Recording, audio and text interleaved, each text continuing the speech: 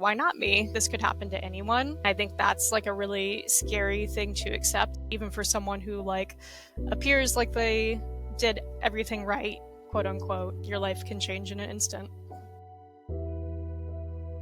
From like the moment symptoms appeared to the point we're at now, like there have been so many lows, but also some highs. For me, it was a pretty short amount of time before diagnosis that I was symptomatic, which is definitely not always the case with rectal cancer. But I started experiencing symptoms in like February 2023. And initially, they were just like I needed to go to the bathroom much more often than usual. And that was like just a few times more than usual at first, but at its worst, like quickly progressed to like 15 or 20 times a day. I felt like I needed to go to the bathroom. And the more that progressed, like the less I was actually going. So at a point, I was just passing mucus and there wasn't actually any stool. I also just had this sensation of like, even when I went to the bathroom, like that feeling of like needing to go to the bathroom did not resolve. And that continued to progress until I was like, wait a minute, this is painful. Like, this is more than just like irritating or annoying. Like, this is getting painful. I'm like a serial Googler. So immediately like started looking stuff up, and my assumption when it first started was that I was just developing IBS. I had like just turned 30, and I for whatever reason had always been worried I would get IBS originally, even though I had no symptoms prior to that point. Um, but I'd always worried about it. So I'm like, oh, this must be what it is. So I sent my PCP a message on my chart and I said, hey, I've been having these symptoms. I think it might be IBS. I'm going to try a low FODMAP diet and see if that improves anything. And after I sent that message, her nurse called me the next day and was like, please come in for an appointment. And I was like, uh-oh, maybe this is more serious than I thought it was. It's easy to just like brush off and say like, oh, this isn't that big of a deal. And like hearing from other young adults who have had cancer diagnoses at similar ages, it's like a lot of times you do spend forever trying to get diagnosed because your providers think you're too young, or like the symptoms are easily explained by something else. So that definitely was a turning point where I'm like, oh, like maybe I should be more worried about this than I am. I honestly, at that point, I'd already probably like Googled the symptoms and seen that cancer was a possibility. But of course, like when you're in those early stages, you go, like, that's not what could be happening to me. It never happened because when I started having these symptoms, I was not home in Seattle. I was actually in Palm Springs on a work contract. And so whenever I got that message from her, I messaged the office back and I was like, hey, like I got your voicemail and I would come in for an appointment, but I can't because I am not in Washington right now. So they weren't able to see me via telehealth because of like state lines and medical licenses, but they encouraged me to get into a gastroenterologist in Palm Springs as soon as I could. So I went ahead and made that appointment. And then in the meantime, I also did a telehealth doctor on demand appointment where I described all the same symptoms. And that provider was at least able to do some stool testing, which was helpful in that it was inconclusive. One symptom that I didn't have that a lot of people with rectal cancer have is like blood in your stool. I never had that. So they did like a fecal occult blood test and it came back as nothing out of the ordinary. So it was helpful to at least like get those things done. But then once those tests came back as all like inconclusive, like nothing wrong with me, I was like, oh, like what else could it be but cancer at this point? By that point, I felt pretty sure. The symptoms just kept getting worse and worse. Eventually, I had one of the symptoms that's like a hallmark symptom of rectal cancer, which is narrow stools. So basically, because the tumor was so low lying, like your stool cannot form its natural shape and it's like comes out just super skinny. And once I had that symptom, I Googled it and it was like, you have cancer. And I'm like, I think I probably do. So it was honestly, even with like waiting a couple of weeks to get into the gastroenterologist, it wasn't that long. And I'm really grateful for that because, like my PCP, like the person who did the intake for the GI doctor, really listened to me and tried to get me a really soon appointment. And that was life saving. He listened to my symptoms, then he did a digital rectal examination, and he said, yeah, there's something there. Could be nothing, could be cancer. You need a colonoscopy to find out. And that was within like 20 minutes of meeting him. So it wasn't the first time I'd considered it was cancer. Obviously by this point I was pretty suspicious, but it was still like very brusque and not what I was expecting someone to say. But to his credit, he did get me scheduled for a colonoscopy within a week. So he took it seriously. I did not look forward to it. I don't know that anyone does, but I knew it was like kind of the thing I had to do in order to get answers. And really, by this point, like I was pretty certain it was going to be cancer. Like there wasn't really much doubt in my mind that that's what it was all rolling towards. So it was still like agonizing waiting because in the meantime, like I wasn't on any treatment like for cancer, for pain management. Like it kept getting more and more painful, and they were telling me at the time like, oh, just take as much ibuprofen as you can, which was not touching it. So it was frustrating, and I was like continuing to work during this time because like not only did I like obviously like need to make money, especially like facing a cancer diagnosis. Like if I hadn't like done something else to get my mind off of it, I would have just laid around like feeling awful all day, and that wasn't fun either. It's never going to be easy to hear, but I think like having had that period, I guess it was probably like a month between when symptoms first started appearing and getting the actual diagnosis, having that period to like process it and think about things. I think it was easier than like maybe going in for like something unrelated and then the next day finding out you have cancer. So I think once I did hear him say that, like I kind of sprung into action mode and was like, okay, like this is happening. Like now what do I do about it? Now I can do something. So what are my next steps? For a while, I tried to make sense of it. They did like extensive genetic testing to try to see if there was any component there, and there wasn't. I don't have any family history that I know of with colorectal cancer. And I also didn't really have the risk factors. Like, I think there's like a lot of stereotypes about this disease being something that like old men get. And like obviously there's risk factors related to like age and race and diet and lifestyle, and I'm like I don't meet any of these. Like why is this happening to me? Like why me? But after a while it kind of reveals itself to be like, well, like why not me? Like there's nothing special about me in either direction. Like this could happen to anyone. And I think that's like a really scary thing to accept, both for yourself and then to like I think it's also been a really scary thing to process for like people who care about me, because this could happen to anyone, and even for someone who like appears like they did everything right, quote unquote. Like, yeah, your life can change in an instant. From that appointment where he officially diagnosed me with cancer, he told me that I would need an ostomy. I think his exact words were, "You'll need a bag, but you'll live." At that point, I was like, "Should I get a second opinion? Like, this is a lot to process in one like short visit." And he was like, "Oh yeah, get a second opinion."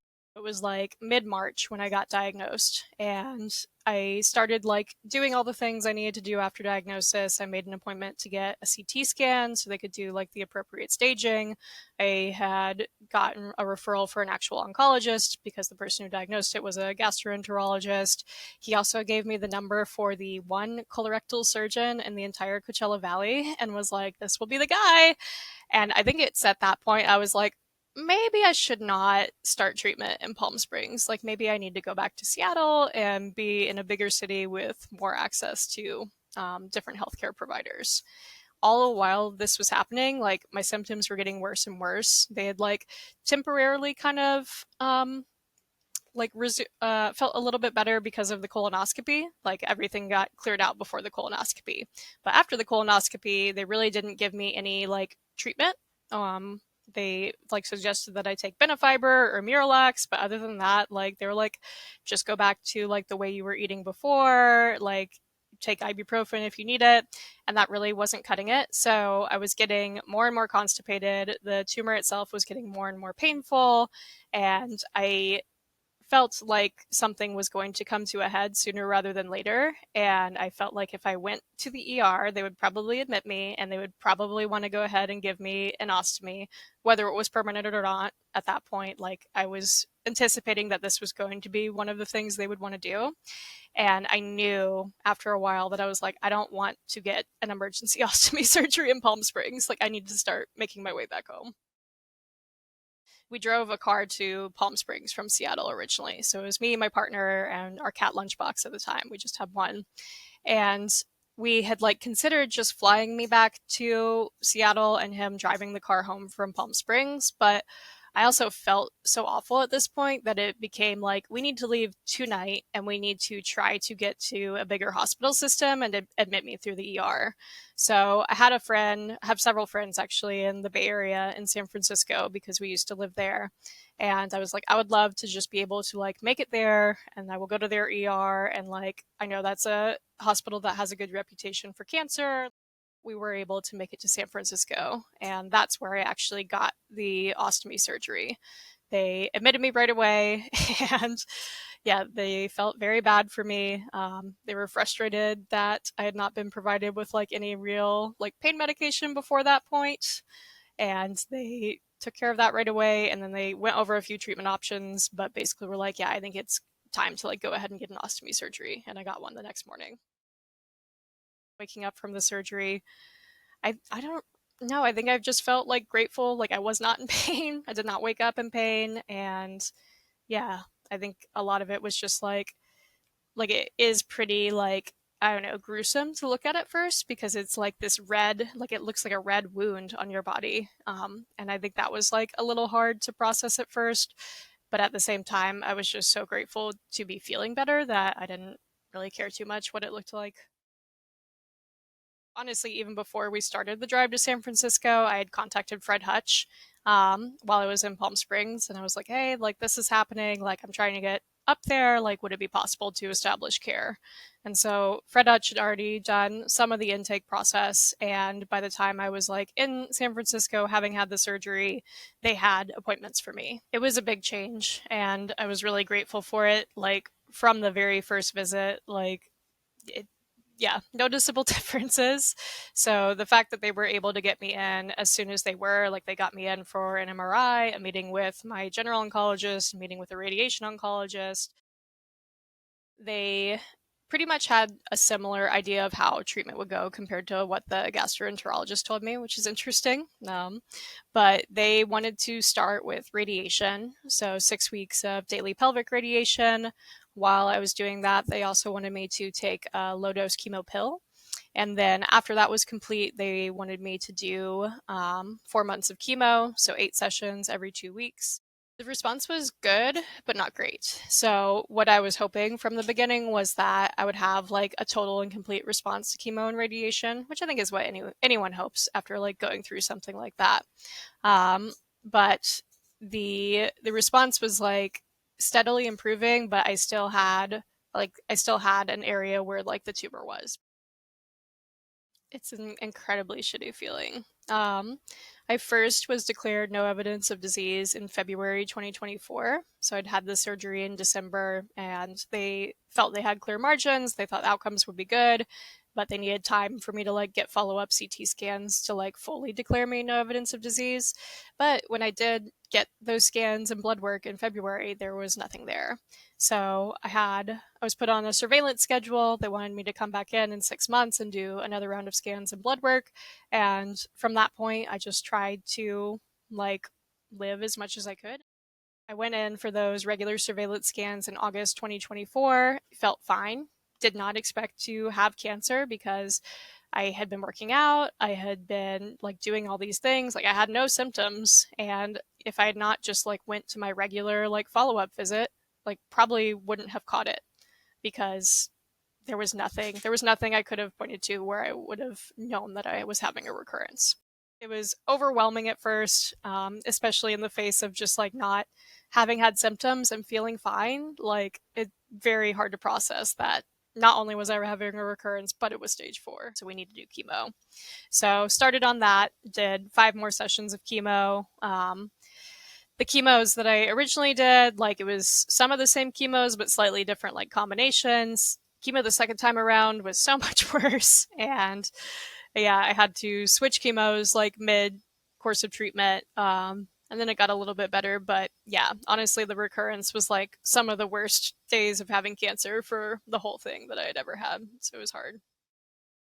After the chemo and radiation, I finished all of that up in January of this year, 2025, and um, had had a good scan like right after radiation, but again, you need time to like let things process and make sure. So I had another scan in June, and all of my scans came back clear, all of my blood work came back clear, like all of my tumor markers were negative or low, or where they're supposed to be.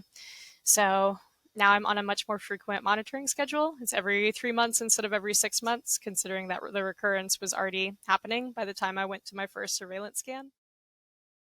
I would say my biggest advice for anyone going through something similar is to first listen to your body. Your body will try to tell you when something's wrong, and it's really easy to ignore it or try to explain symptoms away as something else, but just always listen to your body as much as you can. And then secondly, I would say find your people, and that's going to look different at different stages of the experience, but having people that love you, having people that have been through something similar, especially in the adolescent young adult cancer community, having people who've been through something like you have is really key to being able to get through it.